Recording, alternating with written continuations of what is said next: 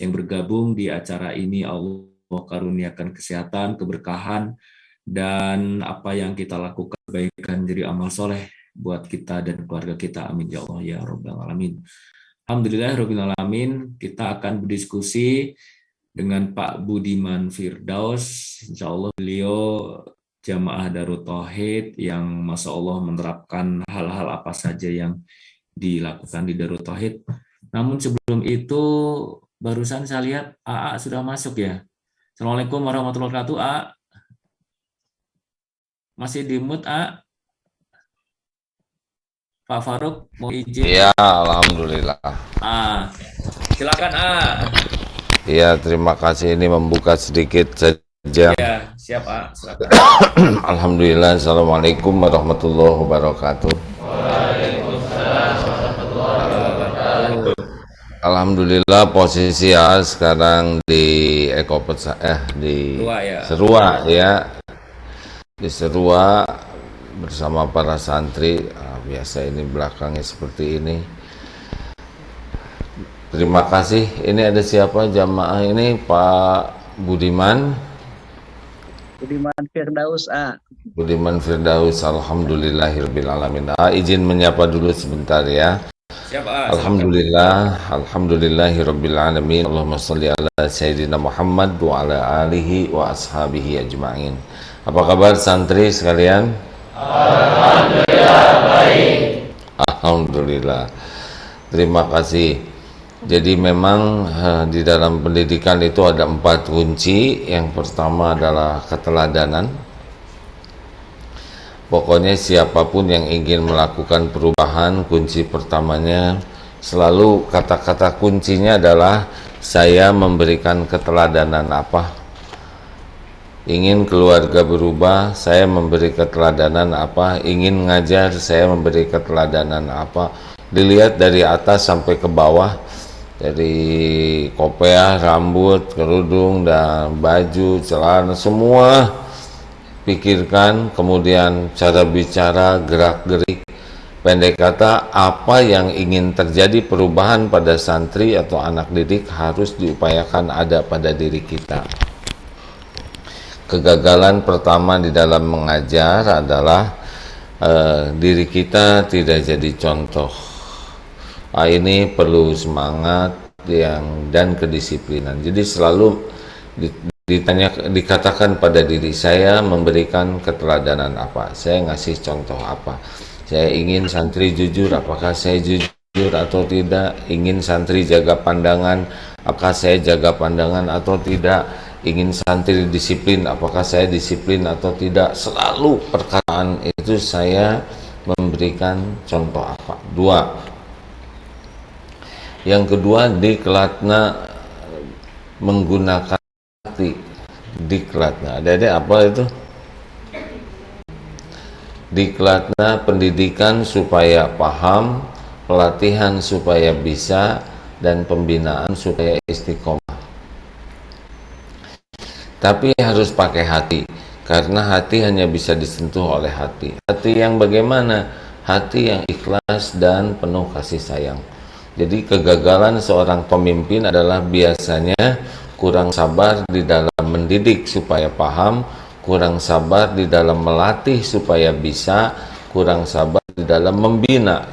Kenapa paham? Bukan tahu, karena kalau memberitahu dia hanya tahu. Kalau orang tahu belum bisa melakukan dengan baik. Harus sampai paham.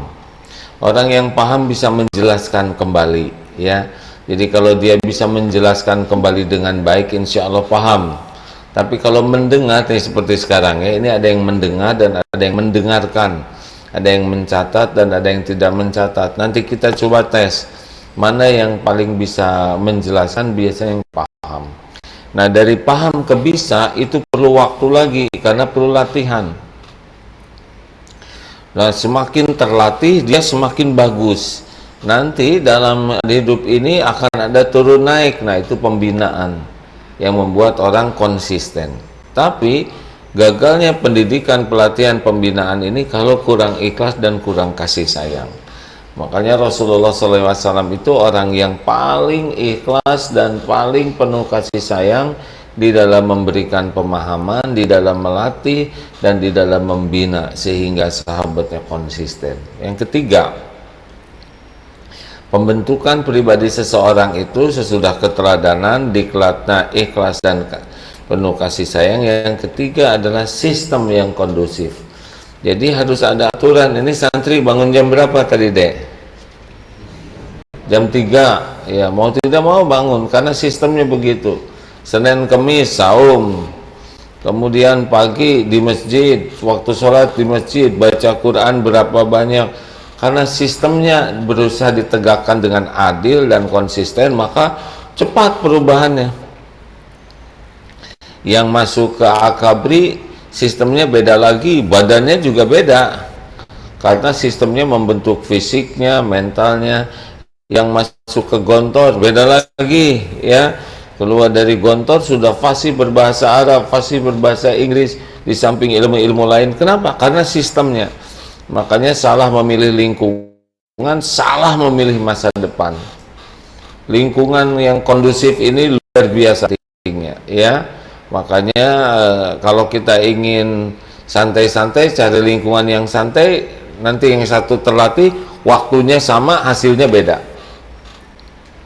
Dan yang keempat, ini inti terpentingnya adalah kekuatan ibadah dan doa. Karena yang membulak-balik hati adalah Allah. Kita semua la haula wala quwwata illa billah. Tanpa daya, tanpa kekuatan dari Allah, nggak bisa ada yang berubah. Makanya makin bagus ibadahnya, doanya, zikrullahnya, makin banyak pertolongan Allah di dalam berubah. Ada yang diberi contoh, dididik, dilatih, dibina, dan dilingkungi, tapi kalau kurang doanya juga tidak bisa maksimal. Nah, itulah, maaf ya Pak Gatot, karena materinya ini di depan santri jadi disesuaikan. Cocok nggak sih dengan yang mau dibahas pada pagi ini? Cocok, sesuai, insya Allah sesuai. Sesuai. Saya belum tahu judulnya karena ya, kita akan berdiskusi dengan Pak Budiman ini terkait dengan satu kiat yang biasa disampaikan di seminar di beberapa, kalau kita ikut seminar bisnis lokakarya, workshop gitu ya, tentang ATM, amati, tiru, dan modifikasi. Saya kira tadi mengantarkan amati, tiru, dan modifikasi. Oh iya. Sehingga, wah, berarti sekarang saya lagi diamat-amatin nih oleh Pak Budiman ya. Alhamdulillah. Silakan. Baik. Lanjutkan ya, ikut menyimak ya. Baik, siap mohon izin. Lanjut ya. Baik Bapak dan Ibu, alhamdulillahirobbilalamin. Tadi sudah mengantarkan materinya ataupun apa yang kita diskusikan. Jadi kami mendapatkan informasi terkait dengan Pak Budiman ini. Beliau menggunakan kiat ATM ya, amati, tiru, modifikasi. Jadi kalau misalnya kita mau membuka usaha ataupun merintis sebuah kegiatan, aktivitas ataupun perusahaan atau organisasi, maka kalau Bapak dan Ibu pernah ikut seminar ataupun lokakarya ataupun kegiatan-kegiatan yang kolosal begitu, nah ada satu kiat yang sering disampaikan oleh narasumber itu tentang kiat ATM ini, mengamati, meniru, dan memodifikasi. Kenapa? Karena memang saat kita ingin buka usaha ataupun kegiatan ataupun lembaga, maka yang paling mudah adalah kita menduplikasi kegiatan ataupun usaha ataupun organisasi di lingkungan kita, di wilayah kita yang sudah berhasil ataupun yang sudah berkembang begitu. Saat kita mengamati, maka tentu saja kita mengamati dari layanannya, dari mereknya, dari produknya, termasuk kalau ini jenis usaha, dari harganya juga, termasuk juga dari lokasi, kemudian fisiknya ataupun gedungnya.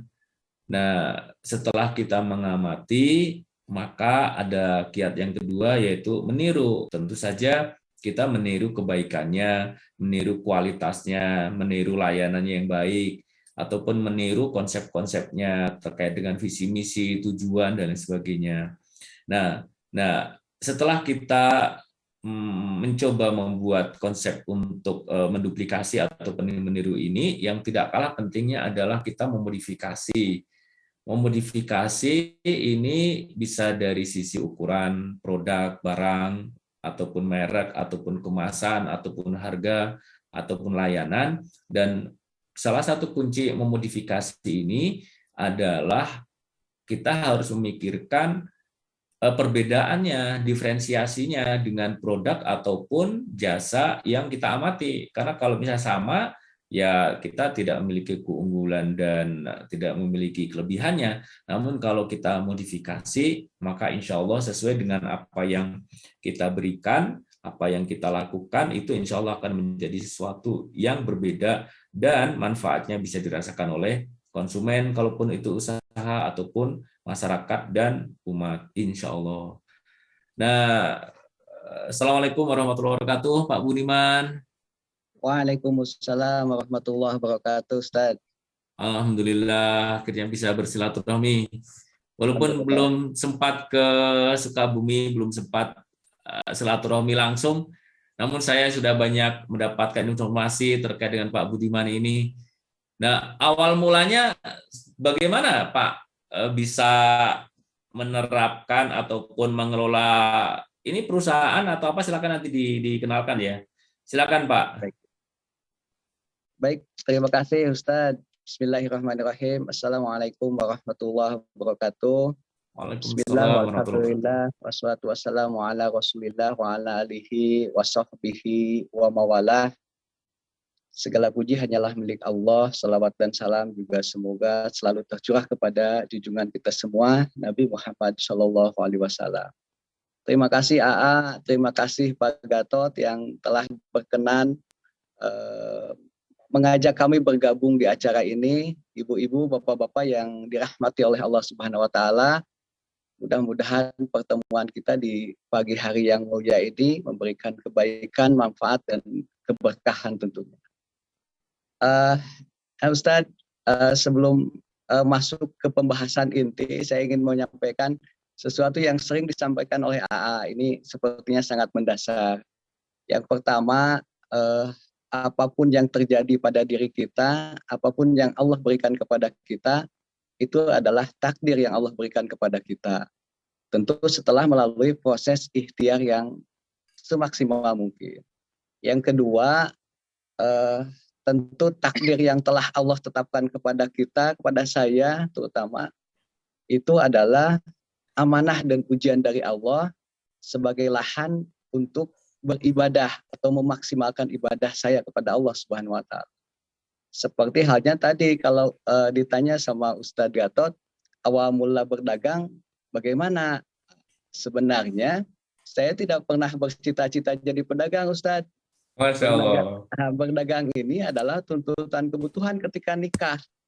Cita-cita pertama saya sejak kecil itu Ustadz sampai dewasa, kalau tidak jadi tentara, nih keluarga A kan keluarga tentara sama nih. Saya itu jadi petinju, agak aneh nih. Kalau tidak jadi petinju, ya jadi guru.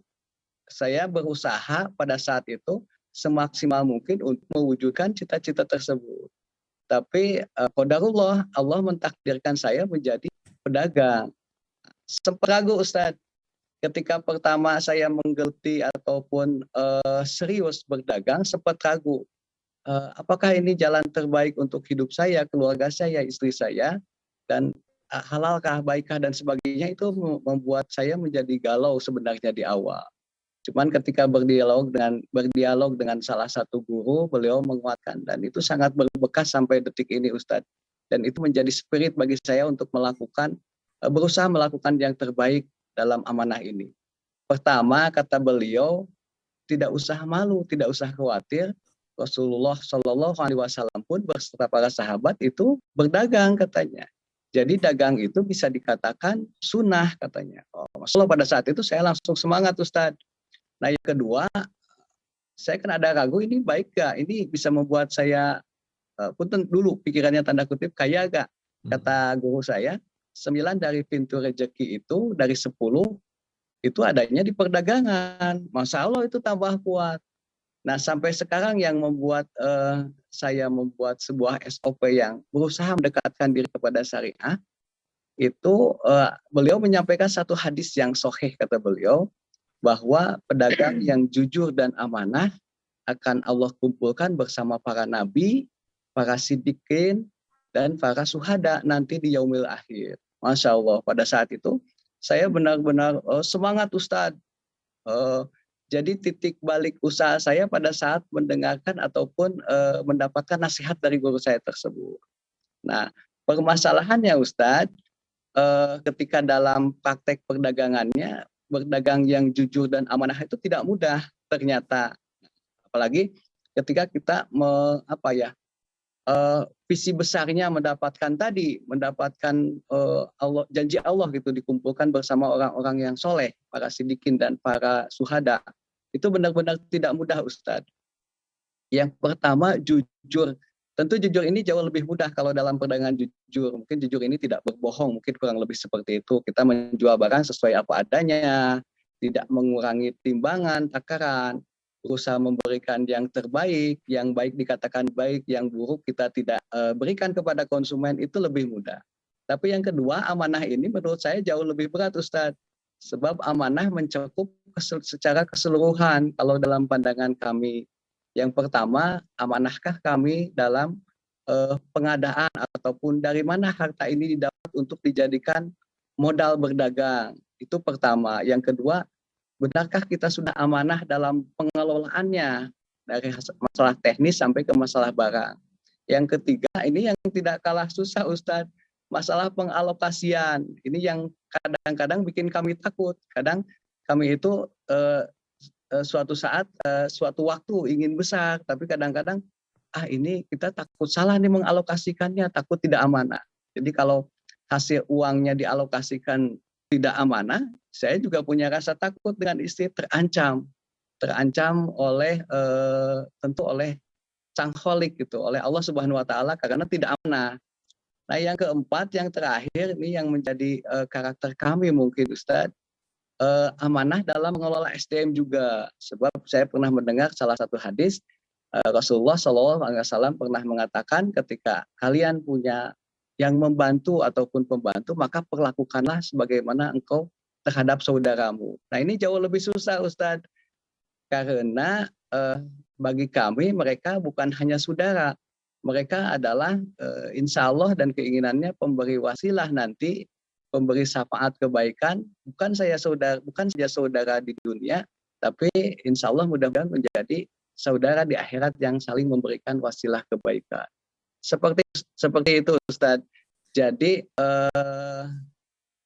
kalau ditanya awal mula dagang, ini takdir saja Ustadz. Tapi seperti yang saya katakan tadi, ya insya Allah saya berusaha sekuat mungkin menjalankan amanah atau takdir ini sebagai lahan ibadah bagi kami. Seperti itu Ustadz mungkin awalannya. Baik, alhamdulillah. Kalau ini yang barang yang didagangkan apa nih Pak? Dan sudah berapa lama? Saya makanan Ustadz, kebanyakan di kuliner, kebutuhan pokok Ustadz. Kebutuhan pokok. Kalau mulai jualannya, kalau sebenarnya dulu sih sering juga Ustadz coba-coba, cuman kalau mulai serius itu tahun 2013-an ketika awal-awal punya anak yang pertama ya. 2003 ya, 2003. Jadi sudah hampir 20 tahun Ustadz. Masya Allah, alhamdulillah. Jadi Bapak dan Ibu, memang bagi yang terjun di usaha di perdagangan memang harus banyak bersyukur dan meneladani apa yang dicontohkan oleh baginda Rasulullah Muhammad SAW, karena hanya satu aktivitas, satu jenis pekerjaan yang kalau ini kita melakukannya dengan jujur dan dapat dipercaya, maka akan bersama para nabi, sidikin, dan orang-orang yang syuhada. Ini hadis riwayat Tirmizi. Ini hanya pedagang. Profesional yang lainnya tidak masuk kategori ini, hanya pedagang yang jujur dan dapat dipercaya. Sehingga tadi yang disampaikan oleh Pak Budiman Firdaus sangat tepat sekali. Ya, kalau misalnya kita sudah memposisikan sebagai entrepreneur, sebagai wirausaha, maka jangan kepalang basah begitu. Jadi kita harus niatkan ini untuk ibadah kepada Allah, ingin menjadi umat Rasulullah, menerapkan apa yang sudah dicontohkan oleh baginda Rasulullah, dan juga harus menjadi pedagang yang jujur dan dapat dipercaya. Tidak ada pilihan lain begitu. Karena memang Masya Allah ya Pak Budiman, godaan saat kita di pasar, Kak, saat kita menawarkan barang, termasuk juga kita mengelola SDM dan mengelola usaha kita ini, tidak, maaf, bukan tidak ya, setiap saat godaannya itu, setiap saat. Dan ya kalau kita nggak kuat niatnya untuk beribadah kepada Allah, usaha ini sebagai ladang perjuangan untuk mencari bekal pulang ke akhirat, maka Masya Allah kecenderungannya kita itu ingin berbuat yang yang kurang benar gitu. Apalagi kalau kita sudah berhubungan dengan karyawan gitu ya, ya karena posisi kita sebagai pemilik perusahaan ataupun sebagai pimpinan, boleh jadi dengan karyawan hubungannya terkadang gitu ya, itu kurang bagus gitu. Alhamdulillah, saya sangat apresiasi nih Pak Budiman dan apa yang sudah dilakukan, semoga menginspirasi kita semua insya Allah. Alhamdulillah. Dan Alhamdulillah juga sudah bergabung nih Adeda. Assalamualaikum warahmatullahi wabarakatuh. Waalaikumsalam. Belum dibuka. Waalaikumsalam warahmatullahi wabarakatuh. Masya Allah, udah sarapan dulu Wan kelihatan nih Adeda. Udah Mas, mau berangkat ke Cikarang, jadi sahur ini, lagi sahur. Masya Allah. Kang Budi sehat, Kang Budi? Alhamdulillah, gimana sehat? Sehat, qadarullah. Ini sering ketemu di cottage Mas, karena putranya di Darutohi juga. Alhamdulillah. Dan ini beliau salah satu yang menerapkan konsep-konsepnya hampir sama diterapkan di Darut Tauhid. Bisnis adalah ibadah. Bagaimana bisnis dan usaha itu untuk jalan dekat kepada Allah. Luar biasa nih, Alhamdulillah. Ya, saya senang tadi disampaikan berkaitan dengan amanahnya tuh 3, Mas.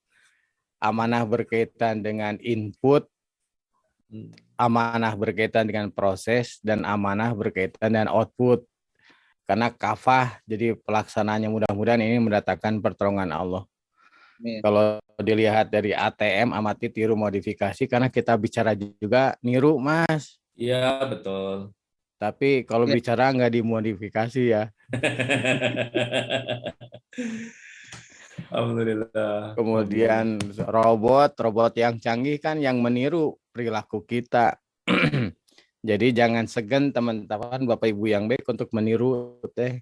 Karena kita juga hidup meniru orang lain, apalagi meniru dalam kebaikan. Bagaimana adab meniru? Pertama, niatkan untuk bersyukur karena kita dapat kemudahan. Kemudahan kan nggak mesti nyari lagi, yang ada aja.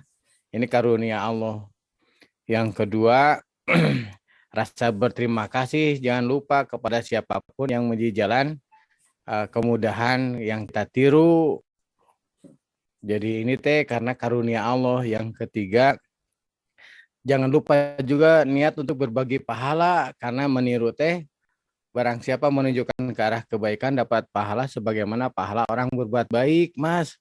Jadi diniatkan untuk berbagi pahala bagi orang yang awalun yang kita tiru.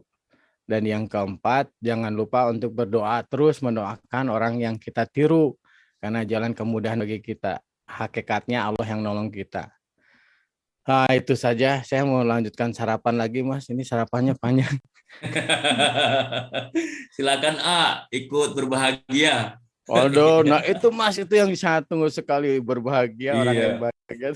Iya, betul lah. Ya, alhamdulillah. Baik, ke Pak Budiman lagi ya.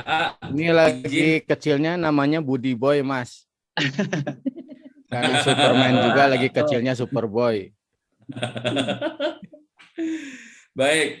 Nah, ini karyawan dan tim yang dikelola dan di-manage sama Pak Budiman, katanya juga ada ada manajemen khusus Pak, tidak seperti halnya manajemen pada umumnya. Apa yang dilakukan dan kiat-kiatnya Pak saat mengarahkan tim karyawan dan sebagainya?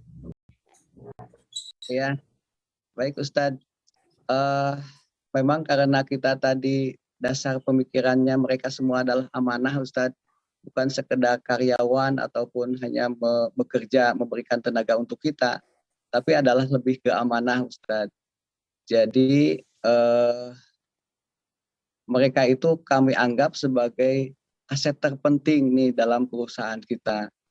Jadi kalau harus jujur nih Ustadz, saya tidak terlalu bersedih ketika salah satu usaha ataupun toko itu hilang, kolab atau bangkrut kalau bahasa umumnya.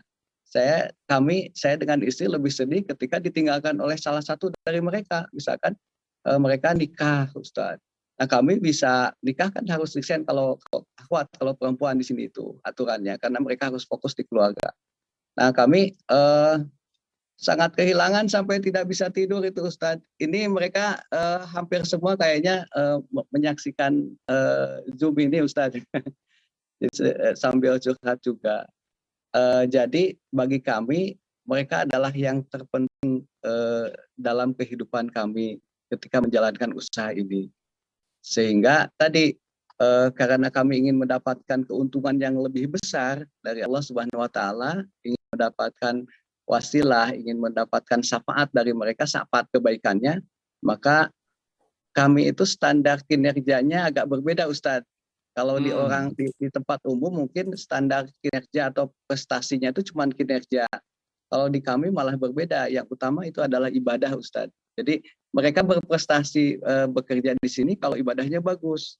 Yang kedua adab akhlak Ustadz. Kalau adab akhlaknya bagus itu plus lagi 33% sekian. Yang terakhir baru kinerja. Jadi standar penilaian kami di sini 3 ketika bekerja ataupun beraktivitas di sini. Yang pertama ibadahnya, yang kedua adab akhlaknya atau perilaku, dan yang ketiga adalah tentu kinerjanya. Kinerja meliputi profesionalisme dan proporsionalismenya Ustadz. Seperti itu. Makanya SOP-nya di sini wajib mengikuti kajian tiap pekan. Wajib yang belum, alhamdulillah Ustadz, dulu pertama kali tahun berapa ya 2018-an di sini masih banyak beberapa yang belum bisa baca Quran. Tapi alhamdulillah hari ini tidak ada yang tidak bisa baca Quran. Alhamdulillah di sini juga dikadarkan menjadi imam musola paling tidak Ustadz, menjadi pembicara dan sebagainya, muazin dan sebagainya, jadi imam masjid, khotib dan sebagainya. Ini itu jadi standar yang kami miliki mungkin sedikit berbeda, tapi insya Allah itu untuk kebaikan mereka. Jadi kami itu berpikirnya seperti ini Ustadz. Mereka tuh telah menginvestasikan tenaganya, pikirannya, waktunya, bahkan hidupnya di toko kami.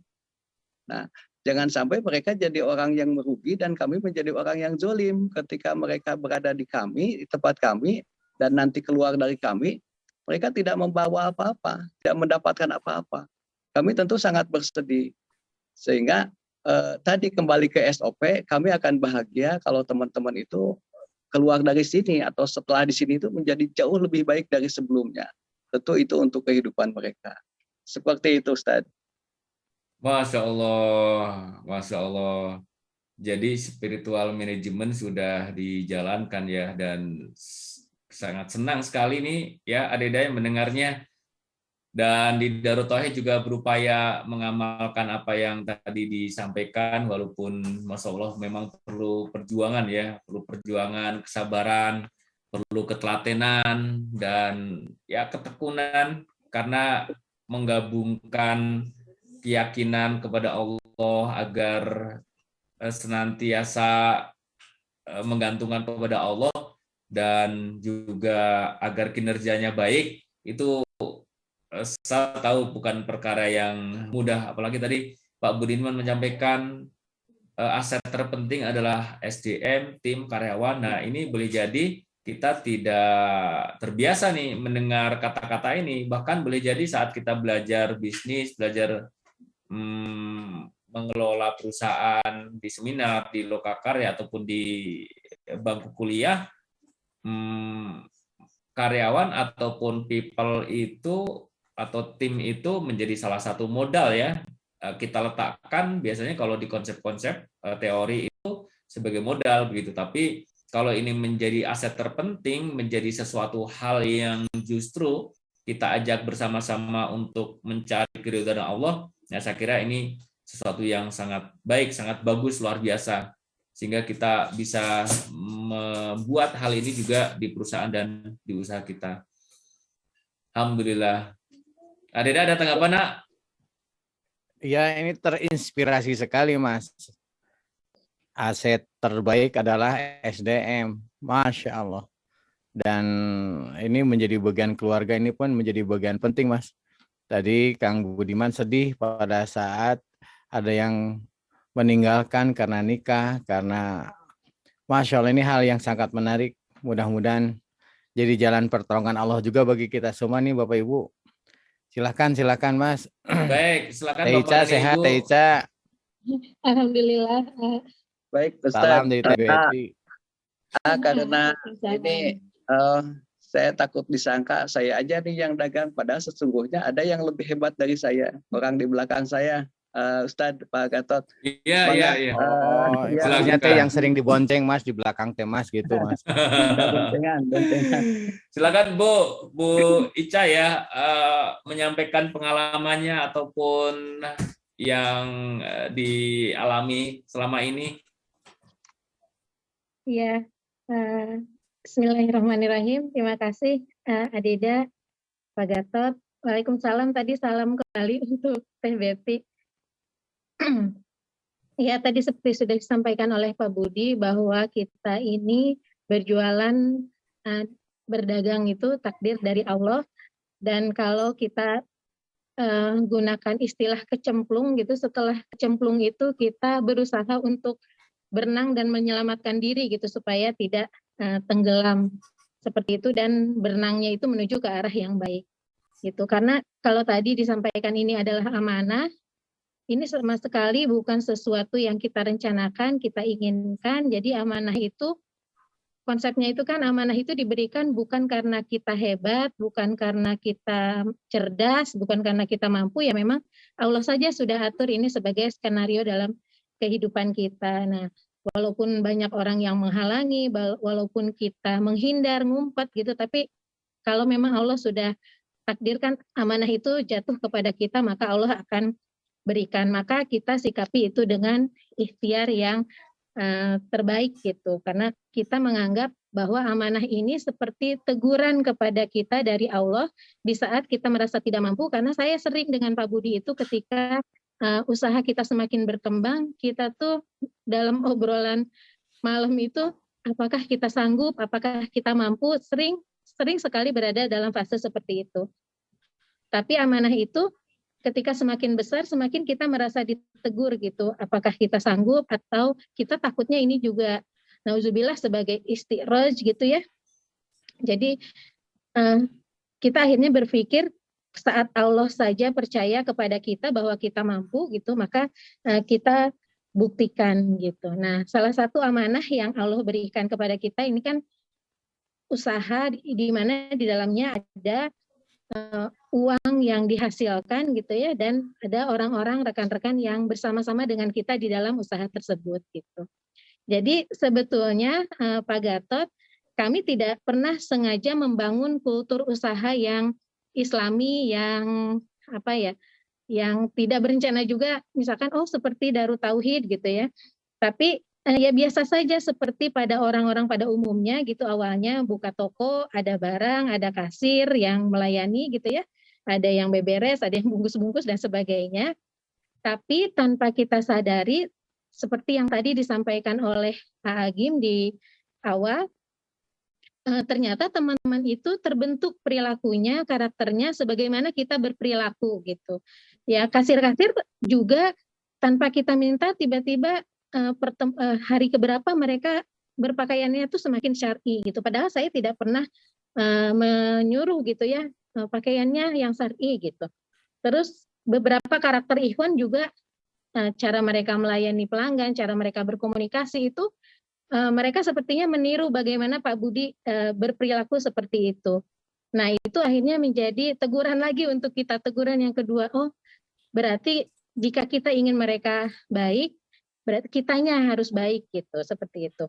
Nah, sampai akhirnya tahun 2013 itu awal pertama kali kita ke Darut Tauhid, berjumpa dengan Darut Tauhid, lalu kita jatuh cinta gitu dengan kulturnya yang kita rasakan waktu itu kan, karena kita belum tahu, yang kita rasakan di sana dengan bahasa tubuhnya gitu, mulai dari satpam, penjaga parkir, kasir minimarket ya, SMM, itu semua gesturnya itu sopan, santun, ramah gitu ya. Dan lalu di situ kita mulai mengamati, oh sepertinya mungkin kita akan bisa nggak ya kita seperti ini gitu. Jadi beberapa kali juga kita membawa teman-teman kami, teman-teman di toko gitu untuk berkunjung ke Darut Tauhid. Mereka ikut juga mengamati, oh seperti ini gitu. Tapi kalau sekarang sih alhamdulillah semua sudah menjadi SOP, jadi 6S ya. Senyum, salam, sapa, sopan, santun, syar'i gitu. Alhamdulillah itu sudah menjadi standar penilaian utama kami sebelum kami menilai kinerja mereka, karena memang kinerja juga salah satu yang harus menjadi tolak ukur gitu, karena ketika mereka hanya satu faktor saja tapi kinerjanya belum sesuai dengan yang kita butuhkan gitu, itu juga tidak bisa diabaikan gitu. Mungkin seperti itu, Ustadz. Masya Allah, alhamdulillah. Terima kasih Pak Budiman dan istri. Ini pagi ini betul-betul mendapatkan inspirasi ya.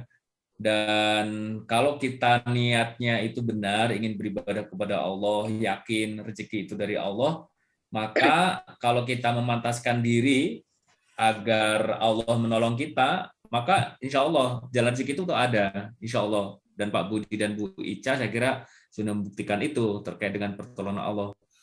Kalau sekarang jaringan tokonya, ada pertanyaan nih Pak, tokonya apa dan sudah berapa banyak nih jaringan tokonya? Ya, kalau toko alhamdulillah ada beberapa apa namanya Ustadz, dan selain kita sudah bergerak di selain pangan juga ada sandang, pakaian, perabot dan sebagainya Ustadz, hal seperti itu. Kita lebih di mix sekarang Ustadz, banyak item yang ditambahkan. Tapi itu kan terkait dengan teknis Ustadz ya. Tadi saya sedikit ini pengakuan Ustadz. Jadi pada akhirnya kita tuh sebenarnya tadi di pertengahan itu ATM-nya ke DT Ustadz. Oh, Masya Allah. Iya.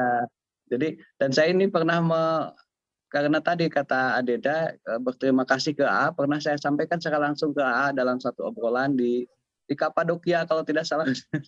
Jadi saya bilang, saya sebenarnya berjualan, berusaha tuh adopsi dari usaha yang AA lakukan, terutama dari SMM ya.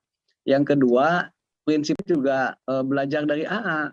Apa yang sering pernah AA tuh menyampaikan pada suatu saat, kalau kita ingin berhasil dan ingin terdepan, gunakan aja standar paling tinggi katanya. Standar tinggi itu membuat kita jadi pemenang dan kita menjadi berhasil. Kalau ingin berhasil ya standarnya tinggi, kata seperti itu. Oh, seperti itu. Saya pikir dalam konsep kita al-Islamu ya'lu wa la yu'la alaih. Jadi Islam itu memang konsepnya paling tinggi. Ketika diterapkan itu ternyata dampaknya bukan hanya ketenangan dan keyakinan kepada kita bahwa kita berusaha melakukan apa yang Allah perintahkan, tapi punten tanda kutip sentimen pasar juga melihat ini, Pak. Jadi kalau saya sering dengar sebetulnya pasar terbesar itu kan orang-orang Muslim ya, orang-orang Islam, Pak. Mereka tuh sebenarnya takut kehilangan akan itu. Ketika kita menerapkan SOP itu, mereka melirik, apalagi mereka tahu misalkan dengan apa yang kita lakukan tadi kata Adeda mengenai outputnya, jangan sampai salah nih outputnya, pengelolaannya juga sumbernya. Mereka semakin mendukung sepertinya, semakin support terhadap usaha kita. Jadi ini khusus ke teman-teman para usahawan ataupun para pedagang, saya menerapkan apa yang A sampaikan. Gunakan standar setinggi mungkin. Standar barang yang paling bagus, harga juga kalau bisa tidak mahal. Kalau bisa paling bagus, paling murah. Pelayanan juga paling bagus, kebersihan kami usahakan paling bagus. Termasuk tadi ke hal prinsip pengalokasian ataupun outputnya juga jangan sampai membuat kita jadi celaka. Seperti itu mungkin A. Masya Alhamdulillah. Allah, barakallahu fikum. Masya Allah, kebayang tadi cita-cita Pak Budi ingin jadi petinju, sekarang jadi pedagang. Kebayang oleh saya, Mas, kalau petinju jualan gimana ngambil kacangnya pakai sarung tinju. Masya Allah. Iya, alhamdulillah. Ini dari Bu Ibet nih, kalau ada Adeda pasti banyak nyengirnya katanya. Ya, seru ya kalau ada Adeda. Masya Allah. Baik, alhamdulillah. Bapak dan Ibu ada yang ingin bertanya sesuatu ataupun menambahkan? Tapi ini saya izin menjawab dari IGA dulu ya. Ya. Ada satu yang penting ini, bagaimana kalau belinya 10.000, dijualnya 70.000, giliran ditawar bilangnya modalnya 50.000. Nah, jadi Bapak dan Ibu, berdagang itu ada istilah harga pokok produksi, itu sudah termasuk biaya beli awal, transportasi, biaya SDM, dan lain sebagainya, biaya operasional, dibagi jumlah ataupun kuantiti barangnya. Nah, kalau modalnya 50.000, belinya 10.000, maka tidak boleh menyampaikan bahwa ini modalnya 10.000 belinya. Tapi yang pas dijawabnya adalah ini harga pokok produksinya, harga PP-nya, karena itu sudah termasuk transportasi dan sebagainya. Termasuk juga biaya-biaya listrik, air, SDM itu sudah dibagi begitu. Sehingga nanti kalau Bapak dan Ibu menawarkan nih yang berdagang sebaiknya bukan harga beli awalnya. Ini kan dibeli 10.000, modalnya 50.000, ya kita tidak jujur karena kita belinya 10 tapi disampaikannya 50.000. Tapi kalau dijawabnya adalah harga pokok produksi atau HPP, insya Allah itu kita tidak bohong karena memang harga pokok produksi itu pada umumnya komponennya tidak hanya harga beli atau harga dasar, tapi sudah termasuk biaya operasional, biaya SDM, ataupun biaya transportasi saat barang itu sampai di kita. Itu sebagai tambahan Bapak dan Ibu karena masuk di IGAA, dan ini 2 menit lagi nih Adeda dan Pak Budi ke jam 6. Adeda ada sesuatu lagi yang disampaikan? Silakan Mas, dari jamaah mungkin Mas. Baik. Pak Enda tuh, Pak Enda udah ngacung-ngacung terus, Enda. Mana? Bu Irma. Bu Irma boleh, Bu Irma.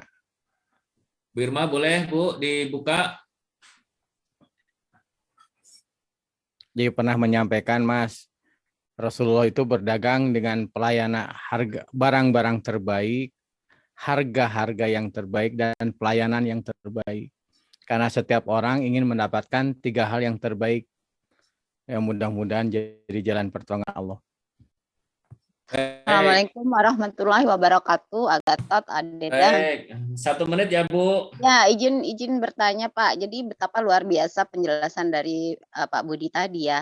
Nah, yang terbayang oleh saya betapa tenangnya gitu ya, betapa tenangnya sebagai pengusaha Pak Budi dan istri ini ketika resource ya SDM tadi yang sudah sesuai dengan SOP tadi betul-betul berjalan dengan baik. Nah, ini kan tidak banyak dan tidak gampang juga ya. Nah, yang ingin saya tanyakan, seberapa besar pengaruh yang tadi pertama itu adalah ibadahnya, baru kinerjanya. Boleh Pak di-sharing barangkali artinya apa yang betul-betul yang istimewa setelah ibadahnya itu baik gitu ya, kemudian kinerjanya otomatis juga baik. Dan yang berikutnya pembinaan seperti apa sih yang dilakukan kepada SDM Bapak? Terima kasih. Assalamualaikum warahmatullahi wabarakatuh. Waalaikumsalam warahmatullahi wabarakatuh. Silakan Pak. Baik, terima kasih Ibu. Saya coba untuk menjawab. Yang pertama, kenapa kami menerapkan SOP seperti itu? Yang pasti dasarnya tadi satu, yang utama adalah ini adalah amanah dan pemberi wasilah dan harus menjadi ibadah. Yang kedua, kami meyakini kalau orang itu sudah soleh, maka sebagian pekerjaan ataupun tanggung jawabnya kelar. Jadi ketika orang itu ibadahnya bagus, adabnya bagus, terbentuk kesolehannya, akan lebih mudah mengarahkan dan meminta pertanggungjawabannya. Dan bahkan itu lebih otomatis, Ibu. Yang kami rasakan mereka tanggung jawabnya terbentuk sendiri, tidak perlu banyak diarahkan. Karena tadi keluar dari hati dan tanggung jawab mereka ketika sudah terbentuk kesolehannya, ibadah dan adabnya itu. Seperti itu, Ibu. Dan bentuk pembinaannya ini agak-agak unik, Ibu. Kita setiap pekan melakukan briefing setiap Senin ataupun kan beda-beda, beda toko beda hari. Setiap pekan itu melakukan briefing.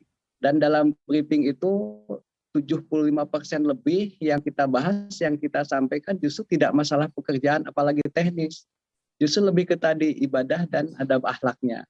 Bagaimana mengarahkan dan membina mereka supaya lahir tanggung jawab yang keluar dari hatinya itu, bukan karena takut ada kita, bukan karena ingin terlihat dan sebagainya, tapi lebih ke bagaimana mereka itu takut karena dilihat Allah, takut karena ini menjadi kewajibannya, takut memang ini hak perusahaan misalkan waktunya, jadi kalau dipakai untuk main-main dan tidak baik, mereka menjadi dosa. Bentuk pembinaan ataupun pengarahannya seperti itu. Dan insya Allah kita tidak merekayasa, Ibu, karena ini tadi dari rasa takut kami takut salah, takut tidak amanah dengan SDM ini. Seperti itu, Ibu. Masya Allah, subhanallah. Sukses terus ya Pak, amin ya Rabbal. Terima kasih, saya menambahkan sedikit Kang Budi, Kang Mas Gatot. Saya izin Allah pernah bertemu dengan beberapa pengusaha yang belum beragama Islam, ya. Pada saat itu menarik sekali. Dia bilang begini, kalau saya ngenyun pabrik mah, kalau ngebuat pabrik mah mengutamakan masjid katanya. Karena hasil penelitian saya, cara bilangnya gitu, Pak, kalau masjid yang di sudut, di pabrik yang masjidnya sudut, nggak pernah terurus, kecenderungan si SDM nanti masalah terus. Tetapi kalau saya neliti, yang masjidnya bagus, makmur, kecenderungan kami pebisnis teh ringan. Karena si masyarakatnya, si pekerjanya teh nggak jadi masalah. Jadi saya mah sekarang ngebangun pabrik, ngebangun masjid aja supaya makmur. Karena bagi kami keuntungan, katanya begitu, tah. Masya Allah, alhamdulillah. Adeda, terima kasih Pak Budiman dan Ibu, terima kasih Bu Irma. Dan ini sudah lewat 3 menit, dari jam 6. Saya kira kita akhiri ya Bapak dan Ibu pertemuan di pagi ini. Kita akhiri bersama dengan baca hamdalah. Alhamdulillahirabbil alamin, dan doa akhir majelis, subhanakallahumma wa bihamdika asyhadu alla ilaha illa anta astaghfiruka wa atubu ilaik. Alhamdulillahirabbil alamin. Sudah selesai nih formalnya siarannya. Baik, silakan bagi yang mau berlanjut untuk diskusi. Saya pamit Pak Budi, Teh Ica, Pak Kang Endak, Pak Sugoro harus ke Cikarang. Nuhun pisan, mangga. Assalamualaikum warahmatullahi wabarakatuh. Waalaikumsalam. Sehat terus ya, insyaallah. Hatur nuhun, Arida. Sarapannya dilanjut, Baik, Bapak dan Ibu, ada yang mau masih diskusi dengan Pak Budiman? Pak Budiman masih ada waktu sampai jam berapa? 6.10? 6.10 boleh Ustadz. Ini ya, Ibu nih yang senang diskusi biasanya. Masya Allah. Bu Rika, boleh Bu, silakan Bu, dibuka mute-nya.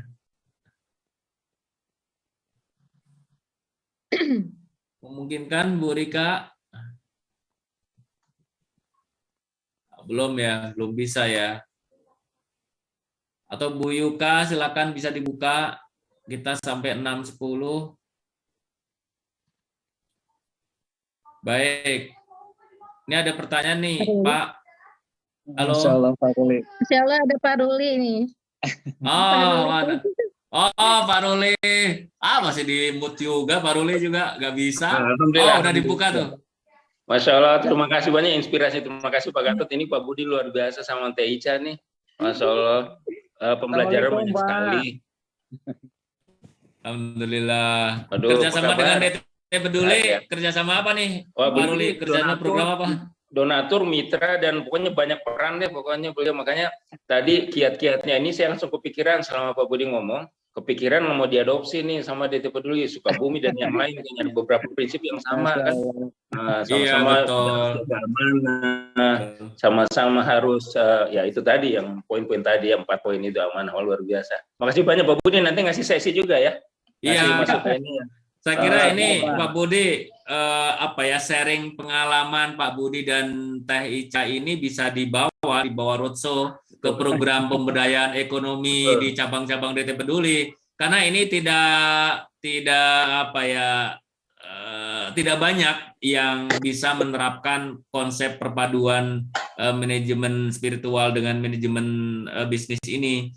Kalau misalnya Darotet yang berbicara, ya karena kan DT Peduli yang membawa gitu, jadi udah tidak aneh. Tapi kalau misalnya yang sudah praktek langsung, saya kira ini efeknya akan sangat baik begitu, insya Allah. Luar biasa sharingnya, apalagi tadi kinerjanya ya, kinerja itu 30% ibadah, 30% akhlak, nah 40%-nya adalah dari kinerja, sesuatu yang perlu diadopsi, bagaimana kita memberikan penghargaan, apresiasi kepada tim dan kepada rekan-rekan kita, insya Allah. Bagus. Nggak cuma diduplikasi, berarti di cloning barangkali supaya lebih cepat, Oh ya, di cloning. Nah, Ica sama Pak Budi harus siap-siap kalau di cloning kalau begitu. Baik, ini Bu Rika sudah dibuka nih ya, Bu. Bu Rika, silakan Bu. Assalamualaikum warahmatullahi wabarakatuh. Mungkin tadi telat ya dibukanya. Iya, mohon maaf. Silakan Bu. Ini yang tadi Pak Gatot bilang bahwa kalau misalnya harga pokok produksi gitu ya, seperti itu ya, dihitungnya kalau kita mau jujur harga pokok produksi bukan harga beli gitu kan. Kalau saya di situ sebagai pemodalnya gitu ya, bergabung dengan teman yang memang memerlukan dana, tapi saya sendiri tidak ikut di dalamnya terjun langsung ikut, maksudnya investasi bareng-bareng gitu, tapi saya pun sebagai pemodal. Nah, hitungan untuk pembagiannya untuk sebagai pemodal berapa, hitungnya dari apa, keuntungannya bagaimana gitu. Karena saya nggak mau istilahnya investasi yang pengen yang pasti aja gitu kan, karena usia juga tidak menginikan saya untuk memang dana di situ untuk kehidupan sehari-hari, jadi memang saya pengen yang pasti aja gitu. Gimana kira-kira pembagian sebagai pemodal, pembagian hasilnya? Begitu aja. Atur nuhun. Assalamualaikum warahmatullahi wabarakatuh. Waalaikumsalam warahmatullahi wabarakatuh. Baik Ibu, dan ini biasanya kita bahas di Rabu pertama ya, Rabu setiap bulannya itu Rabu pertama, karena dengan Ustadz Ali Nurdin terkait dengan fikih muamalahnya. Namun yang tadi ditanyakan Bu Rika itu secara singkat bisa saya sampaikan bahwa semuanya tergantung akadnya nih Bu. Ibu memberikan dana itu, apakah akadnya itu murabahah atau akadnya jual beli, atau mudorobah atau musarokah. Nah, saya kira nanti kita bisa bahas ya di minggu pertama dengan Ustadz Alunuddin. Tapi kalau misalnya Ibu tadi tidak berharap ada risiko di sana, saran saya murabahah atau jual beli. Jadi akadnya adalah Ibu membelikan barang, misalnya pensil ke teman Ibu. Tentu saja barangnya sesuai dengan apa yang dijual sama ini ya, sama mitra kita ya. Tapi taruhlah biar gampang pensil. Nah, pensil ini Ibu beli dengan 1.000, misalnya harganya 1.000, maka Ibu jual ke teman Ibu ini 1.200. Maka Ibu punya setiap pensil yang dijual ke mitra Ibu itu 200 perak, begitu. Akadnya jual beli, dan pembayarannya bisa cash saat itu, saat serah terima barang, atau juga tergantung kesepakatan. Misalnya yang penjualnya atau yang mitra Ibu itu ingin sebulan, 2 bulan, 3 bulan, ya nggak apa-apa gitu. Ataupun dicicil juga tidak apa-apa. Jadi 1.200, Ibu membeli ke pasar 1.000, kemudian dijual ke teman Ibu 1.200, nanti teman Ibu sebagai mitra itu menjual lagi. Gitu, mungkin 1.500. Jadi keuntungannya adalah dari harga jual. Kalau itu akadnya merubah, dan 1.200 itu insya Allah modal termasuk juga keuntungan akan kembali ke Ibu, dan resikonya tidak akan terpengaruh apakah nanti ini pensil ini laku atau tidak di mitra Ibu, di mitra yang Ibu titipin ataupun sebagai teman tadi, begitu. Kurang lebih begitu Bu, secara gambarannya. Kalau cicilannya itu termasuk ini enggak Pak Gatot? Cicilannya termasuk pokok utangnya dia gitu ya?